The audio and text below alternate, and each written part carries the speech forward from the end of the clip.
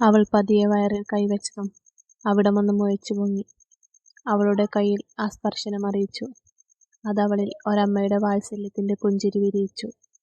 ഉറക്കത്തിൽ എന്തോ ഒരു ശബ്ദം കേട്ടതും ദക്ഷ ചാടി എണീറ്റ് ലൈറ്റിട്ട ആരുവിനെ നോക്കി. അവൾ ബെഡിൽ എണീറ്റിരുന്ന് വയറിൽ പതിയെ തഴുകുന്നത് കണ്ടതും അവൻ പിടഞ്ഞെഴുന്നേറ്റ് അവൾക്കരികിലേക്ക് ധൃതിയിൽ ചെന്നു. എന്തുപറ്റി? അമ്മയെ വിളിക്കണോ?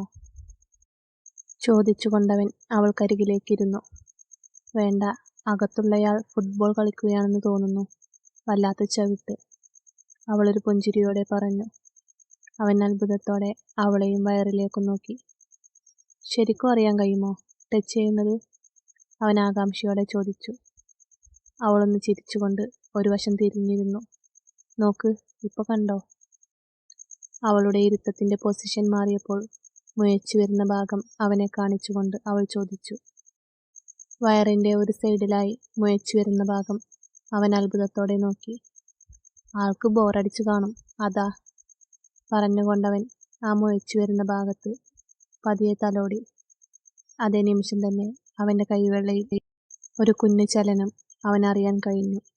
അവന്റെ കണ്ണുകൾ മീഞ്ഞു വന്നു. അവൻ വീണ്ടും ഒന്ന് പതിയെ തടവിയതും പഞ്ഞി പോലെ അവന്റെ കൈവെള്ളയിൽ ആ സാന്നിധ്യം അറിയിച്ചു കൊണ്ടിരുന്നു. മനസ്സ് തുളുമ്പുന്നൊരു സന്തോഷത്തോടെ അവൻ അവളെ നോക്കി. ഉറക്കം വന്ന് മൂടുന്ന കണ്ണുകൾ വലിച്ചു തുറന്നവൾ ഇരിക്കുന്നത് കണ്ടതും അവന് പാവം തോന്നി. ഒരുപാട് സമയമായി, കിടന്നോ. ഉറക്കമൊഴിച്ച് അസുഖം വരുത്തി വെക്കേണ്ട. അതും പറഞ്ഞവൻ എണീറ്റ് സോഫയിലേക്ക് നടന്നു. പിന്നെ ഒന്ന് തിരിഞ്ഞവളെ നോക്കി. എന്തെങ്കിലും വയ്യായിക തോന്നിയാൽ വിളിക്കണം, മിണ്ടാതിരിക്കരുത്. ഓ, വിളിച്ചോളാം. അവന്റെ കാര്യഭാവം കണ്ട് ചിരിയോടെ അവൾ പറഞ്ഞു. രാവിലെ നേരത്തെ എണീറ്റ് ദക്ഷായിലായി. ബെഡിൽ കവിളിനടിയിൽ കൈകൾ വെച്ചുറങ്ങുന്നവളെ കണ്ടതും അവന്റെ മേകൾ വയറിലേക്ക് നീങ്ങി. വല്ലാത്തൊരു സന്തോഷം തോന്നി അവന്. അവൻ പതിയെ എണീറ്റ് അവൾക്കരികിലേക്ക് നടന്നു. അവളെ ഉണർത്താതെ പതിയെ, വളരെ പതിയെ, അത്രയും മോഹത്തോടെ അവൻ അവളുടെ വയറിൽ പതിയെ കൈവച്ചു. അതേ നിമിഷം തന്നെ അകത്തുനിന്നും ഒരു സ്പർശനം അവന്റെ കൈയിലേക്ക് വന്നു ചേർന്നിരുന്നു. ഉള്ളു നിറയുന്നൊരു സന്തോഷത്തോടെ അവൻ എണീറ്റ് ഫ്രഷ് ആവാൻ നടന്നു. ഷവറിൻ ചുവട്ടിൽ നിൽക്കുമ്പോൾ അവൻ അത്ഭുതം തോന്നി. ആരുവിന്റെ കഴുത്തിൽ താലി കെട്ടുമ്പോൾ ഒരിക്കലും വിചാരിച്ചിരുന്നില്ല അവളെ അക്സെപ്റ്റ് ചെയ്യാൻ നിനക്ക് കഴിയുമെന്ന്. പക്ഷെ എന്തോ അവളെ കാണുമ്പോഴൊക്കെ മനസ്സിൽ വല്ലാത്ത സന്തോഷമാണ്. പ്രത്യേകിച്ചും വലിയ വയറ് കാണുമ്പോൾ വാത്സല്യം കൂടി തോന്നിപ്പോവും. പാവമാണ്. അവളെ ഓർത്തതും അവനിലൊരു ചിരി വിരിഞ്ഞു. അവൻ പോലും അറിയാതെ അവനിലൊരു പ്രണയം പടരുന്നതറിയാതെ. ഓഫീസിൽ നിന്നും വരുമ്പോൾ പതിവ് പോലെ തന്നെയും കാത്തിരിക്കുന്നവളെ അവനൊരു പുഞ്ചിരിയോടെ നോക്കി. അവളുടെ കണ്ണുകൾ അവന്റെ കൈയിലേക്ക് നീണ്ടു. ഇന്നെന്താ, എനിക്കൊന്നും കൊണ്ടുവന്നില്ലേ? അവന്റെ ഒഴിഞ്ഞ കൈകളിലേക്ക് നോക്കി അവളുടെ കവിളുകൾ വീർത്തു. പിന്നെ, ഡെയിലി വരുമ്പോൾ വല്ലതും തൂക്കി പിടിച്ചു കൊണ്ടുവരാൻ. നീ എന്താ കൊച്ചു കുഞ്ഞാണോ? അവനവളെ സൂക്ഷിച്ചു നോക്കി. മുഖമൊക്കെ വല്ലാതിരിക്കുന്നുണ്ട്. കാലുകൾ നീരുവെച്ച് വീർത്തിട്ടുണ്ട്. അവനത് പറഞ്ഞതും അവനെയൊന്ന് നോക്കി ചുണ്ടു കൂർപ്പിച്ചു കൊണ്ടവൾ അകത്തേക്ക് നടന്നു. വലിയ വയറായതുകൊണ്ട് തന്നെ പതിയെയാണ് നടക്കുന്നത്. അത് നോക്കി അവൻ ഒരു നിറച്ചിരിയോടെ അവൾക്ക് പിറകെ നടന്നു. കിടക്കാൻ നേരം മുടി ചീകി ശരിയാക്കുകയായിരുന്നു ആരു. ദക്ഷ ഒരു കള്ളച്ചിരിയോടെ അകത്തേക്ക് വന്നതും അവൾ പുറംതിരിഞ്ഞു നിന്നു. അത് കണ്ടതും അവന്റെ ചിരിയുടെ ഭംഗി കൂടി. ഈയിടെയായിട്ട് ചെറുതായിട്ടൊരു വാശിയൊക്കെ തുടങ്ങിയിട്ടുണ്ട് തൻ്റെ അടുത്ത്. അതെന്തോ തനിക്കിഷ്ടവുമാണ്. അച്ഛൻ്റെ കുഞ്ഞുറങ്ങിയോ? അതും ചോദിച്ചവൻ അവളുടെ വയറിൽ തടവാൻ തുടങ്ങിയതും അവൾ അവന്റെ കൈ തട്ടിമാറ്റി. ഹാ, ഞാനൊന്ന് മിണ്ടട്ടെടി എൻ്റെ കൊച്ചിനോട്. നീ ഇങ്ങനെ കുശുമ്പ് കുത്താതെ. അതും പറഞ്ഞവൻ വീണ്ടും അവളുടെ വയറിലേക്ക് കൈ നീട്ടിയതും അവൾ വീണ്ടും ആ കൈ തട്ടിമാറ്റി ബെഡിലേക്ക് നടന്നു. അത് കണ്ടതും അവൻ അവളെ പിടിച്ചു വെച്ച് അവനിലേക്ക് തിരിച്ചു. എന്ത് പറ്റി? എൻ്റെ ഭാര്യയ്ക്ക് പതിവില്ലാത്തൊരു പിണക്കം. അതും ചോദിച്ചവൻ ഷർട്ടിന്റെ പോക്കറ്റിൽ നിന്നും 2 വലിയ ഡയറി മിൽക്ക് ചോക്ലേറ്റിന്റെ പാക്ക് എടുത്ത് അവൾക്ക് നേരെ നീട്ടി. അത് കണ്ടതും അവളുടെ മുഖം വിടർന്നു. നാണമുണ്ടോടി കുഞ്ഞുങ്ങളെപ്പോലെ വാശി പിടിച്ച് നടക്കാൻ? അവൻ അവളെ ചൊടിപ്പിക്കാനെന്ന പോലെ ചോദിച്ചു. അത് കേട്ടതും അവളുടെ കണ്ണുകൾ അവന് നേർക്കു കൂർത്തു. അവനൊരു ചിരിയോടെ അവൾക്ക് മുൻപിൽ മുട്ടുകുത്തിയിരുന്നു. വയറിൽ പതിയെ തലോടി. ഇതിപ്പോ ഒരു ശീലമാണ്. എപ്പോഴും വയറിൽ തലോടി എന്തെങ്കിലുമൊക്കെ പറഞ്ഞുകൊണ്ടിരിക്കും. അവൾക്കും അതൊരാശ്വാസമാണ്. ഇനി നമുക്കുറങ്ങാവേ, വയറിൽ മുഖം ചേർത്ത് പതിയെ പറഞ്ഞവൻ വയറിലൊന്ന് പതിയെ ചുണ്ടമർത്തി, അത്രയും സ്നേഹത്തോടെ. അവൻ അവൾക്കു നൽകുന്ന ആദ്യ ചുംബനം. അവൾക്ക് ഭയമോ നാണമോ ഒന്നും തോന്നിയില്ല. അവൾ ഒരു ചിരിയോടെ അവനെ നോക്കി. ഇന്നത്തെ തീർന്നോ? ഇനി ഞാൻ കിടന്നോട്ടെ? അവളൊരു കുറുമ്പോടെ അവനെ നോക്കി. ഇല്ല, തീർന്നില്ല. അതും പറഞ്ഞവൻ അവളുടെ കവിളിൽ അമർത്തി മുത്തിയിരുന്നു. ആദ്യം അവളൊന്ന് പകച്ചു പോയെങ്കിലും അവൾ കണ്ണു കൂർപ്പിച്ച് അവനെ നോക്കി. അത് കണ്ടതും അവനൊന്ന് കണ്ണു ചിമ്മി കാണിച്ചുകൊണ്ട് കള്ളച്ചിരിയോടെ സോഫയിലേക്ക് നടന്നു. കിടക്കുമ്പോൾ അവളുടെ ചുണ്ടിൽ മായാത്തൊരു ചിരിയുണ്ടായിരുന്നു. ഇതൊക്കെ താൻ ഒരുപാട് ആഗ്രഹിച്ചിരുന്നു. എന്നാൽ താൻ കൊതിച്ചതിലും അധികം അവൻ തനിക്കു തരുന്നുണ്ട്.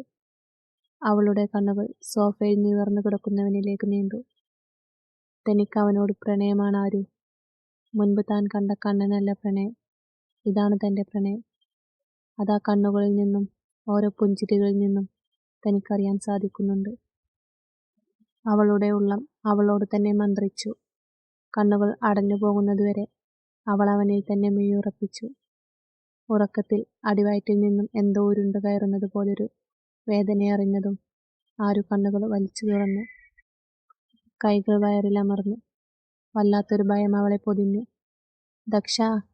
അവളിൽ നിന്നും ഒരു കരച്ചിലുയർന്നു.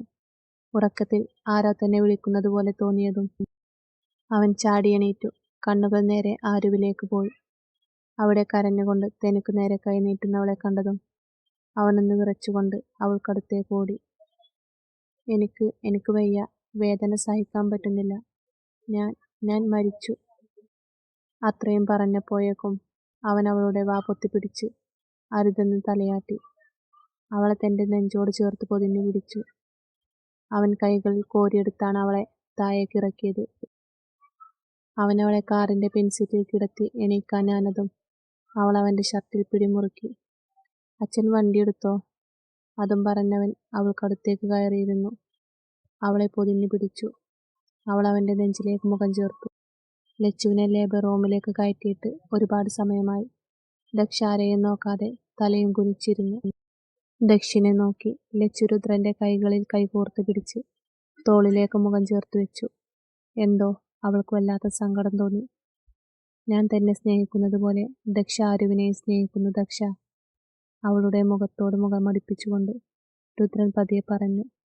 അവൾ മുഖമുയർത്തി അവനെ നോക്കി. ദേവേട്ടന് എങ്ങനെ അറിയാം? അവനിൽ ഭംഗിയുള്ളൊരു ചിരി വിരിഞ്ഞു. അതൊക്കെ എനിക്കറിയാം. എന്റെ ദച്ചുട്ടിക്ക് തെറ്റുപറ്റിയിട്ടില്ല. അവരാ ഹാപ്പിയാടോ. അതും പറഞ്ഞവൻ അവളെ ചേർത്ത് പിടിച്ചു. അവളൊരു ചിരിയോടെ അവനോട് ചേർന്നിരുന്നു. ആരതി ദക്ഷിത്! ലേബർ റൂമിന്റെ ഡോർ തുറന്ന് നേഴ്സ് വിളിച്ചതും എല്ലാവർക്കും മുൻപിൽ ദക്ഷി ചാടിയെണീറ്റ് അവർക്ക് മുൻപിലെത്തിയിരുന്നു. പെൺകുഞ്ഞാണ്. അത് കേട്ടതും അവന്റെ മെയ്കൾ വിടർന്നു. ഡോക്ടറുടെ കയ്യിൽ വൈറ്റ് കളർ പഞ്ഞി പോലെയുള്ള ടർക്കിയിൽ ചുരുണ്ടു കിടക്കുന്ന കുഞ്ഞു മാലാക. ഡോക്ടർ ആരതി? അവനവരെ നോക്കി ആകാംക്ഷയോടെ ചോദിച്ചു. കുഴപ്പമൊന്നുമില്ല. കുറച്ചു കഴിഞ്ഞ് റൂമിലേക്ക് മാറ്റും. ഇപ്പോ താൻ ടെൻഷനൊക്കെ മാറ്റിവെച്ച് തന്റെ കുഞ്ഞിനെ വാങ്ങിക്കടോ. അവർ പറഞ്ഞതും അവൻ നിറച്ചിരിയോടെ അത്രയും സന്തോഷത്തോടെ ആ കുഞ്ഞിപ്പെണ്ണിനെ കൈകളിലേക്ക് വാങ്ങി. കുഞ്ഞൊന്ന് നെടിപിരികൊണ്ട് അവന്റെ നെഞ്ചിലേക്ക് പതുങ്ങി. ഉള്ളു നിറഞ്ഞു തുളുമ്പോൾ സന്തോഷത്തോടെ അവൻ ആ കുഞ്ഞിനെ നോക്കി. ആരുവിനെ റൂമിലേക്ക് മാറ്റുമ്പോൾ കുറച്ചു സമയം കൂടി കഴിഞ്ഞിരുന്നു. ആരുവിനോട് ചേർന്ന് കിടക്കുന്ന കുഞ്ഞിനെ ദേവിയമ്മ ഇമച്ചിമ്മാതെ നോക്കി. അവർ ആരുവിന്റെ തലയിൽ സ്നേഹത്തോടെ തലോടി. അവളുടെ കണ്ണുകൾ ചുവരിൽ ചാരി തെന്നി തന്നെ മീൻ നട്ടിരിക്കുന്നവനിലേക്ക് പോയി. എന്നാ നമുക്ക് പോയി വല്ലതും കഴിച്ചാലോ? നല്ല വിശപ്പുണ്ട്. ആരുവിന്റെയും ദക്ഷിന്റെയും പരസ്പരമുള്ള നോട്ടം കണ്ട് രുദ്രൻ പറഞ്ഞു. അത് മോനെ, എല്ലാവരും കൂടി പോയാലെങ്ങനെ? നിങ്ങൾ പോയി വല്ലതും കഴിച്ചിട്ട് വാ. ഞാനും ദേവും പിന്നെ കഴിച്ചോളാം. കവിത അവനെ നോക്കിക്കൊണ്ട് പറഞ്ഞു. ഹാ, അമ്മ ഇങ്ങ് പോരെ. ഇവിടെ അവളുടെ കെട്ടിയനുണ്ടല്ലോ. നമ്മൾ കഴിച്ചു വരുന്നതുവരെ അവൻ നിന്നോളും. ഭാര്യക്കും മോക്കും വേണ്ടി അവൻ കുറച്ചു നേരം വിശന്നിരിക്കട്ടെ. ദക്ഷിനെ ഒന്ന് നോക്കി കണ്ണു ചിമ്മിക്കൊണ്ട് രുദ്രൻ പറഞ്ഞു. കാര്യം മനസ്സിലായതും ദക്ഷിൽ ഒരു ചിരി വിരിഞ്ഞു. അവർ പോയതും ദക്ഷണേറ്റ് ഡോർ ലോക്ക് ചെയ്ത് അവൾക്കടുത്തേക്ക് വന്നു. ആരു? എനിക്ക് നിന്റെ അടുത്ത് ഒരു കാര്യം പറയാനുണ്ട്. അവളുടെ കൈ കവർന്നുകൊണ്ട് അവൻ അവളെ നോക്കി. എനിക്ക് നിന്നോട് പറഞ്ഞ വാക്ക് പാലിക്കാൻ കഴിഞ്ഞില്ല. എനിക്ക് നിന്നെ മുൻപത്തെ പോലെ കാണാൻ കഴിയില്ല. എനിക്കെന്റെ ഭാര്യയായിട്ട് നിന്നെ വേണം. ഈ ജന്മവും എൻ്റെ അടുത്ത ജന്മവും. ഒരുപാട് ആലോചിച്ചെടുത്ത തീരുമാനമാണ്. എനിക്ക് തന്നെ ഇഷ്ടമാണ് ഒരുപാട്. പറഞ്ഞുകൊണ്ട് അവൻ അവളെ നോക്കി. അവളൊന്നും പറയാതെ കുഞ്ഞിന് നേരെ മുഖം തിരിച്ചു.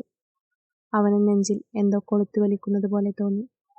അവൻ പതിയെ അവിടെ നിന്നും എണീക്കാൻ നിന്നതും അവളുടെ കൈ അവന്റെ കൈകളിൽ മുറുകി. അവൻ പകപ്പോടെ അവളെ നോക്കി. അച്ഛൻ മോൾക്കുള്ള പേര് കണ്ടുപിടിച്ചോ? അവളൊരു ചിരിയോടെ അവനെ നോക്കി. നോക്കണം, അവൻ പതിയെ പറഞ്ഞു. മോൾക്ക് ദക്ഷ അച്ഛനാണേൽ എനിക്ക് ദക്ഷ ഭർത്താവാണല്ലോ. അവളൊരു കുറുമ്പോടെ അവനെ നോക്കി. അത് കേട്ടതും അവന്റെ മുഖം വിടർന്നു. അത്രയും സ്നേഹത്തോടെ അവൻ അവളുടെ നെറുകിൽ ചുണ്ടമർത്തി. അവൾ കണ്ണുകൾ അടച്ചുകൊണ്ട് അത് സ്വീകരിച്ചു. ആരു, മുഖത്തോട് മുഖമടുപ്പിച്ച് അവൻ വിളിച്ചതും അവൾ മെയ് തുറന്ന് അവനെ നോക്കി. ഐ ലവ് യു ആരു, പറഞ്ഞുകൊണ്ടവൻ അവളുടെ അതിരത്തിൽ മെല്ലെയൊന്ന് മുത്തിമാറിയിരുന്നു. അവൾ അവന് നേർക്ക് കണ്ണുകൂർപ്പിച്ചു നോക്കി. അവനൊരു ചിരിയോടെ അവളുടെ കൈകളിൽ കൈകോർത്ത് പിടിച്ചു. അവൾ ആ കൈ തന്റെ നെഞ്ചോട് ചേർത്ത് അമർത്തി ചുംബിച്ചു. രണ്ടുപേരുടെയും മെയ്കളിൽ അത്രയും പ്രണയം നിറഞ്ഞു. രുദ്രന്റെ നെഞ്ചിൽ തളർന്നു കിടക്കുമ്പോൾ ലച്ചുവിന്റെ മെയ്കൾ അടഞ്ഞു വന്നു. അവൾ ഒന്നുകൂടി അവന്റെ നെഞ്ചിലേക്ക് അമർന്നു. അവന്റെ ചുണ്ടിൽ അത്രയും ഭംഗിയുള്ളൊരു ചിരി വിരിഞ്ഞു. ഒന്നുകൂടി സ്നേഹിക്കണോ എന്റെ മോൾക്ക്? അത് കേട്ടതും അവൾ അവന്റെ നെഞ്ചിലേക്ക് പതുങ്ങി. അപ്പോഴേക്കും അവന്റെ കരുത്തുറ്റ കൈകൾ അവളുടെ ഇടുപ്പിനെ വരിഞ്ഞു മുറുക്കിയിരുന്നു. ഒരിക്കലും പ്രണയിച്ച് മതി വരാത്തതുപോലെ.